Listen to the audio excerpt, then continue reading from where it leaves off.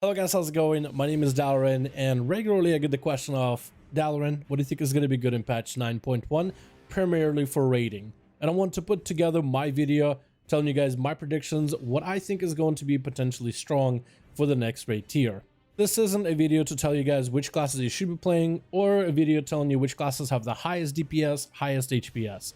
This is more rather me talking to my guildies, me talking to friends, seeing the fights themselves, and trying to kind of rationalize which classes are looking like they're going to be really good for that mythic progression. Every class and every spec in the game is going to see heroic Sylvanas, and eventually every class and spec is going to see mythic Sylvanas, but some classes will be brought in for that progression to make those fights easier. Those will be the meta classes, the strongest of the strongest, and that's what we really want to highlight. What so far on PTR from the testing we've done is looking really good going forward. I guess one thing I should mention is there's a lot of borrowed power stuff that could come into play. So this video could literally go mute as soon as Blizzard adds any kind of borrowed power stuff. But we have a couple different things like legendaries. Those are still coming out and still getting iterated on, buffed and nerfed. So there's potential that a certain class isn't doing good. Bam, Blizzard adds a legendary. Now it's fantastic. Top of the meters, the best one of the best. So that's going to be one of the things we cannot account for. We have new soulbind additions, brand new gems and sockets, and the tier bonuses those sockets come into play. Certain classes could maybe be overpowered once they get their sockets in. So this is going to be a couple things that we just cannot account for, and that is the borrowed power stuff that could have massive swings in either direction. So I'm going to go over this video roll by roll, talking about healers, tanks, melee DPS, as well as range DPS, maybe not in that order in particular, but we're going to go over roll by roll, taking a look at which healer so far has proven themselves to be pretty strong. Starting off with healers, I just want to list off some of the changes and things to consider for every single healer. Starting with Rested Druids, it doesn't look like they're getting much new so far as I'm making this video. They got some new coveted legendaries, but it doesn't look like they're worth considering, so Restoration Druids didn't really change too much. Holy Paladins have gotten nerfed, especially as a Vent Tier Paladin, so Paladins are pretty ahead damage-wise of other healers, and they're ahead by quite a mile, so I don't think this nerf is going to bring him more in line with the other healers. They're still going to be ahead just by not that much. Most likely Kyrian and Vent Tier still will be the go-to. I think Paladins are still best for all raids because Aura Mastery and Devotion Aura are just massively together. Disc Priest got their Spirit Shell nerfed, and some Disc Priests actually celebrate this, at least the guys in my guild do, because they were kind of bored of the Spirit Shell playstyle.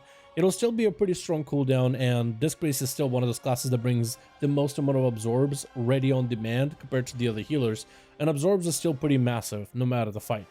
They still bring things like Dome to reduce the damage their allies take when they're stacked together. Atonement healing is still very massive, the free damage it provides, but also the amount of healing you do to everybody in the raid, where some healers are actually capped on the AoE healing they can do. A well-timed Atonement can save a raid from such a bad spot.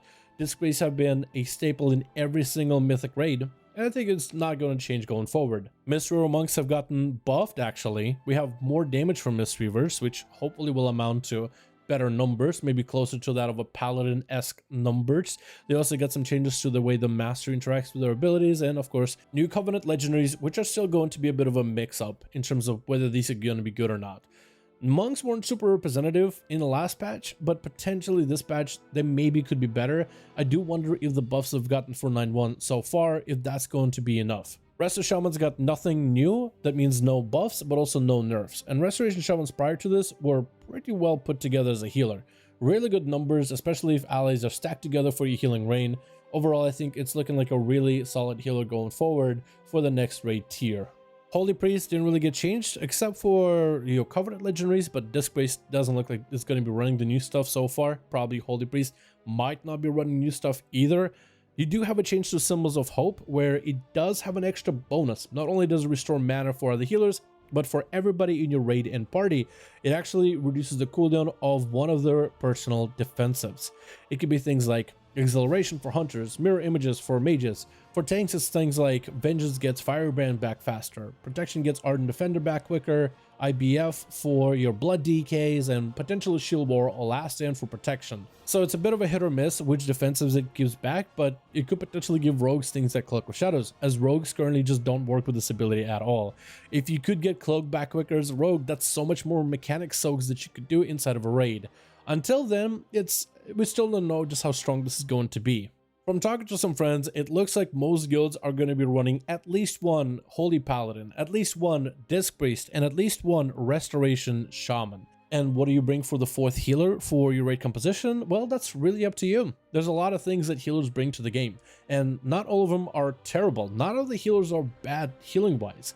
In fact, some of the other healers that are non-Holy Paladins, non-Disc Priest, have some of the highest HPS in the game, but HPS isn't everything inside of a raid. Bringing certain toolkits to deal with a high amount of damage, to survive that damage rather than falling on the floor, can be super helpful, and these are the classes, the top 3, that are really strong and a staple to just about every single raid. So as your fourth healer, you can bring anything like a monk, maybe for the great throughput, maybe you want to try out some of the damage, maybe your raid is missing a monk buff. You could bring a holy priest with symbols of hope for the extra defensiveness for your allies, maybe it'll be really good going forward. You could bring a rested druid for stampeding roar. You really have a lot of options of what you can bring as long as you have those 3 core healers in your raid. Next, let's talk about tanks, and you want to take the best of the best tanks that you can for your raid. However, you have a problem that none of the tanks in the game are bad. We've had expansions before where certain tanks were miles ahead of others. They were the tankiest of tanks, where others were just getting slapped with a few auto attacks and falling over immediately. But as of right now in Shadowlands, all the tanks are really good at tanking damage. They have different styles, the way they do it. Some of them are better at taking magic damage, some are better at taking physical damage, some come with a bunch of cooldowns, some can do more damage, some have utility, you name it. But all the tanks are really generally good in Shadowlands. They're very even to one another. So when it comes to bringing the best tank for your raid, it really comes down to, it all depends what your group needs. For example, Blood Death Knights have pretty good self-sustain, and they have grips, which are massive. AMZ has gotten nerfed a little bit, so it's not as good as for Frost and Holy, but Blood DK does have a slightly better AMZ. While not an amazing raid utility anymore, it is at least better than the counterparts of the Death Knight can bring. Vengeance has incredible utility with sigils, great damage, and also takes magic damage so easily, has natural DRs against magic. Protection Warriors brings the warrior buff and a variety of different defenses to deal with situations. You have things like Spell Reflect, which can work in very niche fights or against certain spells that a boss or an ad may cast, so that can be helpful. Generally good mobility. Prop Paladin isn't a bad tank either. You bring a Blessing of Protection, you can go for Blessing of Spell Wording with talents for certain mechanics. Generally you have pretty high damage. Sometimes people even call them a glass cannon tank because the damage they put out is quite high. Brewmaster Monks come with decent defensives. They also bring the Monk buff, which is a necessity. They have decent mobility as well. Bear Druid is a bear. They're literally a sponge. They absorb an infinite amount of damage into themselves, and they feel like they never fall over. They also bring Stampeding Roar. They also do a bit of that range damage. They have this hybridness to it with a Heart of the Wild. So you do have every tank that brings something to the table. Out of all the tanks, I think the most important ones are going to be Prot Warrior. They're going to be your Brewmaster Monk as well as Venged Demon Hunter, because these guys all bring some sort of a mandatory raid utility. Demon Hunters bring the magic debuff, Monks bring the physical debuff, and Warriors bring the attack power buff. So if you are missing those classes, you will need a Brewmaster, Warrior, or Avenged Demon Hunter. If for some reason Windwalkers fall off as a DPS, or if Fury Warriors are terrible, or if your Demon Hunters are just the worst of the worst DPS once the raid tier starts, then you'll need those classes because of the buffs or debuffs that they bring. So to tell you exactly which class as a tank is going to be the best, it's really difficult. A lot of them are very even with one another. You have a lot of mechanics where there's a lot of potential for grips, for blood DKs. There's a lot of potential for roar, for bear druids, for movement. There's a lot of potential for spell warding to deal with mechanics as well as a prot. Like, there's just so much to consider in terms of what tanks are going to be good. But I think the most effective tanks are going to be the ones that can conform to what their raid group needs, in a sense. It's not a great answer, and I know it isn't, but it's really difficult because all the tanks are so good. And because they're so good and even with one another, or as even as they can be, it really comes down to the need of the raid. Let's take a look at some of the ranged DPS in the game. We're going to start off with some of the strongest and take a look at what happened to them. It is worth mentioning that just about every single ranged DPS that performed well as an overall metric, not boss-specific metric, but an overall in Castle Nathria, which boss-specific metrics are usually more important, that is worth mentioning. It looks like every one of them has been nerfed in some way except for Elemental Shaman. But let's take a look at every single one of the classes that are ranged in terms of what potentially is looking good. Fire mages have been insane when it comes to patch 9.0.5, but it looks like they've took a nerf in 9.1. What does this mean for fire mages in terms of actual gameplay, or rather just mages in general?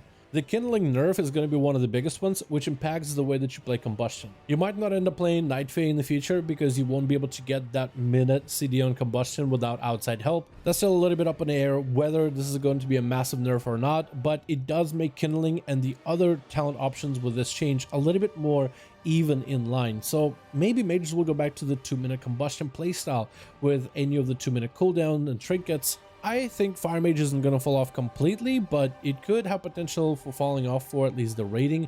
I still think it'll be the go-to spec. It's just super well put together. The burst is fantastic during the combustion, but since you can't do it every single minute, it does open up opportunity for the other specs to maybe be stronger. Overall, all 3 mage specs are really good. You have Frost, which has great focus damage with some free cleave, also great AoE damage if enemies are just going to be living for a very, very long while. Arcane has magnanimous bursts that it can do depending on how you play. There's still a lot of changes that could come in terms of which covenant you might end up playing. Like, you could do crazy cleave as a Necrolord or have that Kyrian playstyle with single target burst available. There's a lot of opportunity for mages to be good, but because mages bring certain toolkits like Ice Block for mechanics, a intellect buff as the only class to bring an in buff, a good mage is going to be necessary in every single raid. So as a mage, you already have a guaranteed spot. Whether you play Fire, Frost, or Arcane for the fights, that's still up in the air. Some players are saying Fire is not going anywhere. Others are saying it looks like Frost is looking a lot more dominant for the next tier. So if you're looking at 2 specs of Fire and Frost, those are both generally pretty easy to play and shouldn't be super difficult to gear either. Warlocks is another spec you'll need at least one of. Warlock Healthstones, this battle res as well as gateways is huge. Everybody's going to need them. Whether you stack Warlocks, again, still up in the air.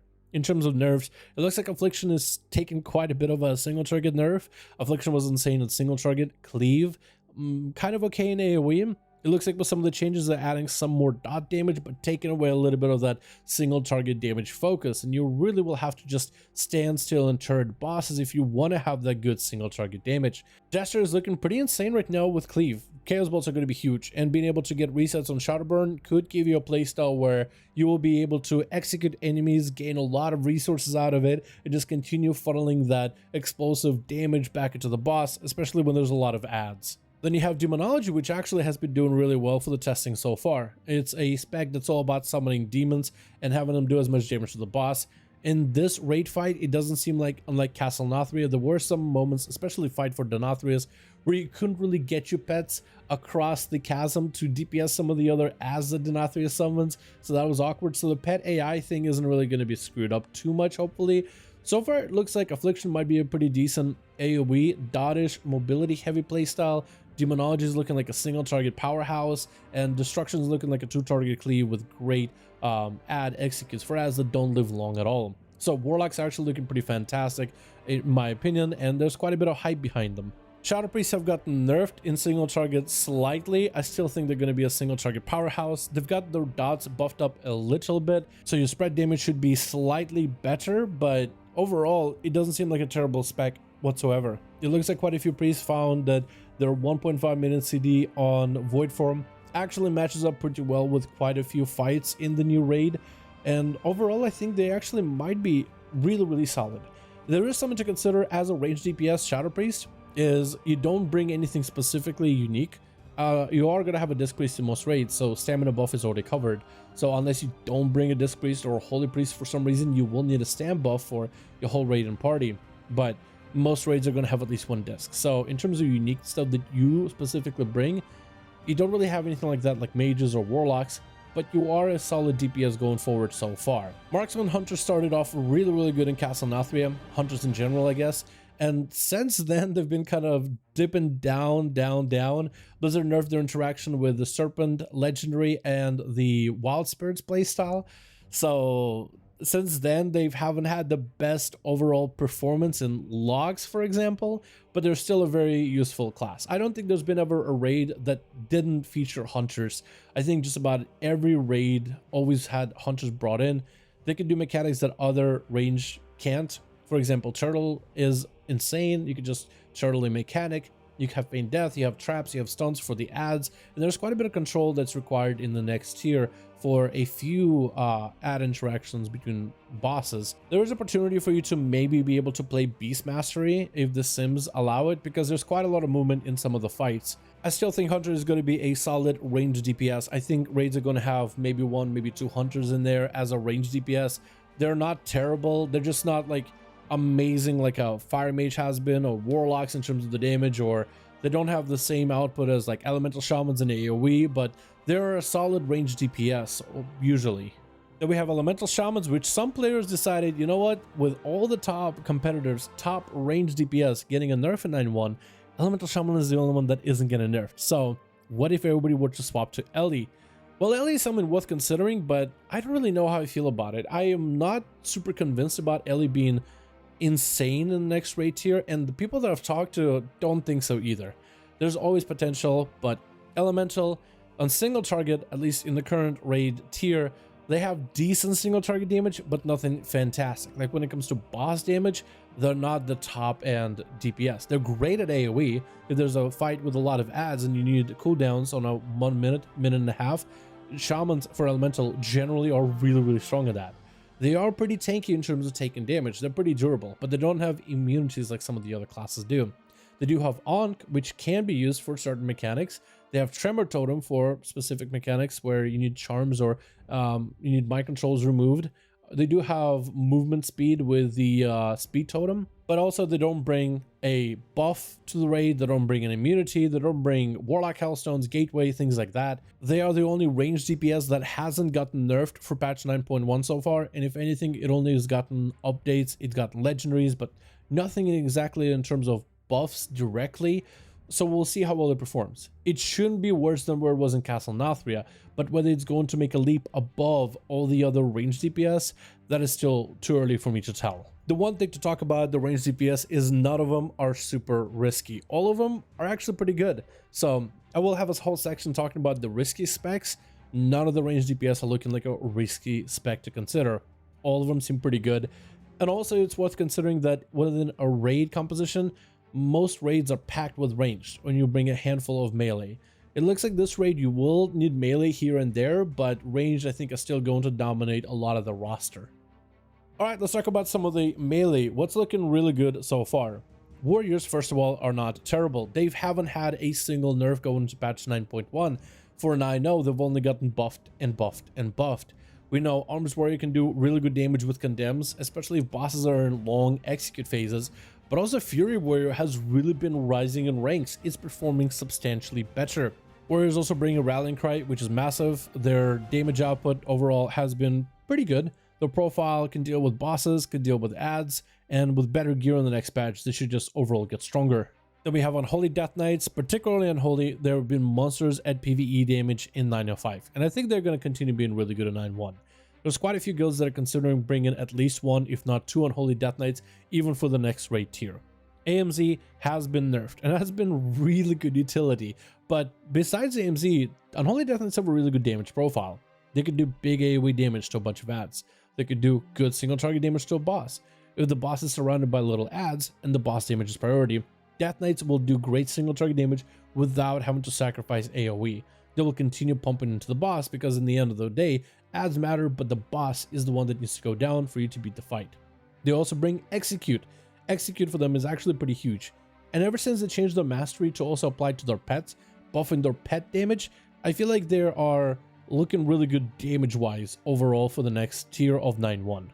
Windwalker Monks were really good for 9.0. I expect for them to continue doing good, even though I've heard some players say that, you know what, I think I'm swapping off of my monk for the next raid tier. We'll have to wait and see how that pans out. Monks have had expansions where they started off really well and then just kind of trailed off after a bit. They've had expansions where they started off decent and they continued being decent throughout the whole time. We'll see how this works out for them overall in the new build. But the reason I like Monks for 9.1 is because there's a lot of ads. There's a lot of things to cleave down. And Monks are really good at that AoE damage, Fist of Furying and Spinning Crane kicking things all over the place. I think they're going to continue being potentially a really solid melee DPS going forward, but that's still a little bit up in the air. Assassination Rogues are insane right now. To like take a look at the profile of damage, they do really good single target boss damage. When it comes to damage on a boss during an execute window or throughout a fight, adds, you know, they can be taken down by monks, by demon hunters, but the boss damage is what matters. Assassination Rogue has been the spec that's the best at boss damage as a melee, the strongest single target damage melee. Thank goodness Blizzard made some changes for them in 9.0.5 that allowed Assassination just to propel themselves forward. And I think because of their good performance in 9.0.5, because they're not getting a single nerf in 9.1, they're probably going to get even better going forward. Assassination is looking really, really strong as a melee DPS, especially with the last boss having a couple daggers to give to Assass Rogues. It's looking quite huge. I think Assassination is looking really, really good for a 9.1. Demon Hunters are not terrible at AoE damage. The single target damage is getting buffed slightly. They do bring darkness to raid groups, which is a unique thing that the DPS Demon Hunter brings that a Vengeance Demon Hunter does not. So depends on, I think, the profile of damage for Demon Hunter. Their single target damage is okay, but it's not substantial enough. Their AoE damage is fantastic. Give them a bunch of ads to hit and they'll be the best at it. But the boss damage is kind of where they suffer. Blizzard is again buffing their single target slightly, and if they're able to come back to do better single target damage with the gear, as it looks like Demon Hunters are only getting buffed in 9.1, so darkness combined with solid damage, then it could mean that having Demon Hunters would make a resurgence as a melee staple for every single raid. Frost Death Knights are not terrible by themselves, but when you have a spec as good as Unholy, they just end up getting overshadowed. I don't really know if this patch is going to make Frost Death Knights any better. They didn't really get any buffs, so maybe gear could end up helping them out slightly.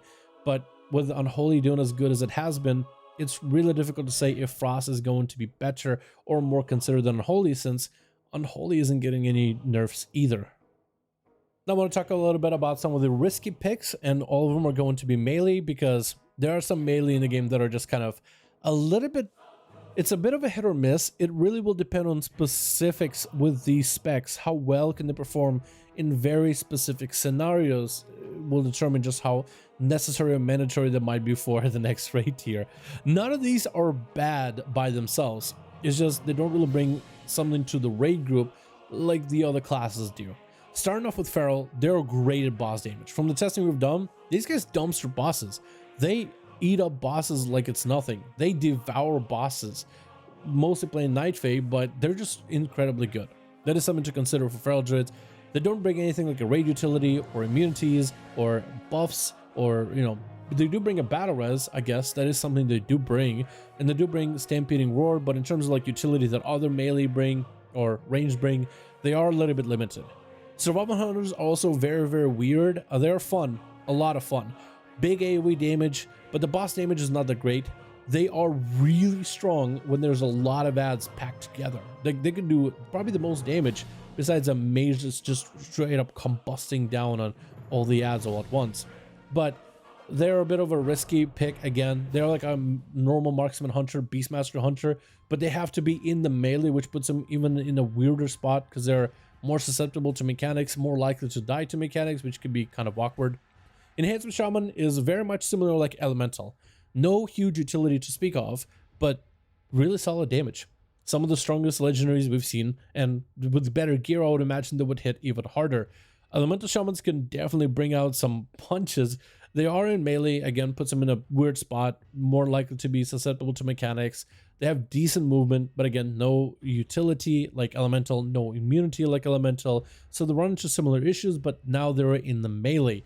And if as a melee you can, there's moments where you just cannot hit the boss, that is a DPS loss for you overall. So in this video we took a look at the tanks, the healers, the melee DPS, the range DPS, as well as some risky choices, risky competitors for patch 9.1. Remember, just because I put your class maybe as a risky choice, it doesn't mean they're terrible. For example, our guild rolled with a Feral Druid instead of a Balanced Druid for Donathrius because we needed single target boss damage. Like the Feral was actually much better for it because we were doing pretty well throughout the rest of the fight, but the P3 we needed damn, and the Feral was the highest boss damage at the time for us. Every class and spec has opportunity to do something interesting and unique within the next raid. So that is something for you guys all to consider. But also what is really more important, and I want to end this video with this, is it's I think more important to play a class that you truly enjoy and have fun with.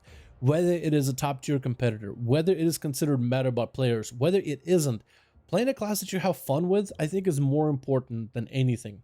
And in most cases, you can find different ways to do a raid depending on the different raid compositions. Whether you have the perfect comp with the best of the best top tier classes, or if you have a couple different weird oddballs here, a feral here, enhancement shaman there, something that's unconventional, you still can find ways to deal with raids in a variety of different situations. So I hope you guys enjoyed my list of classes that I think are going to be really good and the specs that potentially could be good for patch 9.1. By the time you watch this video, it's probably outdated as hell. So do consider that when you are watching this video, because 9.1 is ever evolving. There could have maybe been some kind of a huge development a week, 2 weeks from me making this video that turns everything on its head, and all of a sudden Enhancement Shaman is the top DPS and nobody is going to be playing the mage next patch, which I don't think is going to happen, but it could. It definitely could. Anyway, thank you guys so much for checking out this video. I really do hope you guys enjoyed this long form discussion video. If you want to see more like these, let me know. Head over to the Discord link down below and let me know what you thought about the video there. Thank you guys so much for watching. I do hope you guys enjoyed, and as always, I'll see all of you in another video.